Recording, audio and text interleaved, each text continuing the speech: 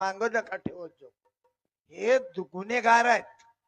हे पडद्यामागचे गावात आगा लावणारे लोक आहेत. हे कधीच माग ठेवू नका. तो शिटी याच कारणानं मागते. हे दोघही दुश्मन आहेत.